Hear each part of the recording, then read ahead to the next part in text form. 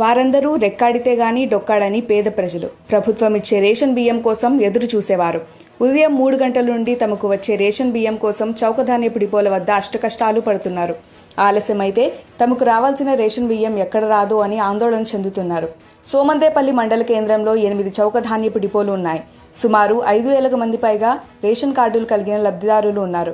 గ్రామంలో రోజుకి 150 కార్డులకు మాత్రమే రేషన్ బియ్యాన్ని ఒకే చోట ఇస్తుండటంతో ప్రజలు తమకు రావాల్సిన రేషన్ బియ్యం అయిపోతాయి అన్న ఆతురతతో ఉదయం 3 గంటల నుండి క్యూలో ఉంటున్నారు. ఉదయం నుండి ఈ విధంగా రేషన్ బియ్యం కోసం రావడంతో తమ రోజువారీ పనులకు ఆటంకం కలిగి ఆదాయాన్ని కోల్పోతున్నామని ప్రజలు వాపోయారు. ప్రభుత్వ అధికారులు ఇప్పటికైనా స్పందించి తమకు రేషన్ బియ్యం సకాలంలో అందజేయాలని డిమాండ్ చేస్తున్నారు. రేషన్ డీలర్ మాట్లాడుతూ తమకు రోజుకు కేవలం 150 కార్డులకు మాత్రమే బియ్యాన్ని సరఫరా చేయాలని CSDT ఆదేశించారని, ఆపేవేసిన ఓ రేషన్ దుకాణంపై చర్యలు తీసుకొన్నారని ఆవేదన వ్యక్తం చేశాడు. గత వైఎస్ఆర్ ప్రభుత్వంలో ఏర్పరిచిన MDU ఆపరేటర్లు నిరల్చంగా వచ్చి వేలిముద్ర వేస్తూ ఉండడంతో ఆలస్యం అవుతుందని అన్నారు. స్టోర్ బియ్యంకి వస్తే 3 గంటలకే వస్తున్నాము. అంతా 3 గంటలకు వచ్చినాము. వాళ్ళ 7 గంటలకు వస్తారంటే పనులు కూలి పోయేవాళ్ళము.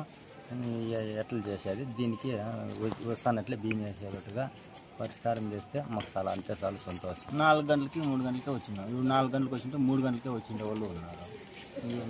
ఎందుకు అంత పొద్దుగాల 3 గంటలకి ఎందుకు పొద్దుగాల ఏం చేయాలి? ఇంకా 8 గంటలకు వస్తే కూలి పనులు పోవాలి కదా. మేము ఎంత తొందరగా వస్తామంటే ఇంకా రావాలి కదా సార్. నెట్వర్క్ లేదు, టవర్ చెప్తాను లేదు, మళ్ళీ రాపోండి రేపు రాపోండి ఇట్లే చెప్తారంటారు సార్. ఇంతూరికి ఇన్ని సొసైటీలు ఉండిపోయి ఒక సొసైటీలు అయితే ఎంతమంది అని వేసుకున్నట్టు మాకు అన్ని ప్రాబ్లం ఉంటాయి సార్.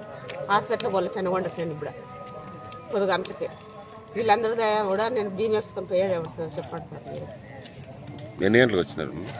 మేము వచ్చినాము కదా 5:30కు వచ్చినాము.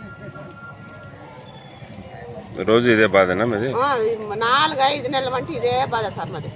పోయిన నెలలు అసలు ఇడేడు పెట్టేసింది బియ్యం వచ్చి కాపుకొని వెళ్ళిపోయారు.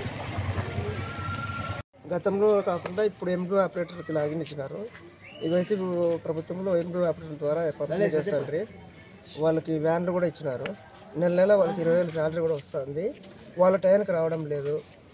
రోజుకి అది కాకుండా ఇప్పుడు మాకు CSDT గారు రోజుకు 150 కార్డులు మాత్రమే ఇమ్మన్నారు. ఇక్కడ చూస్తే అది అన్ని షాపులు ఓపెన్ కావు. ఏదో ఒక డీలర్ షాప్ ఓపెన్ అయితే వాళ్ళు ఎంత ఇబ్బంది పడతారు చెప్పండి. వాళ్ళు ఏమంటారంటే మాకు వీళ్ళెవరు ఫుడ్ కమిషనర్ ద్వారా ఆర్డర్స్ వచ్చినాయని చెప్తున్నారు. 150 కార్డులు ఏమని ఎవరు చెప్పారు?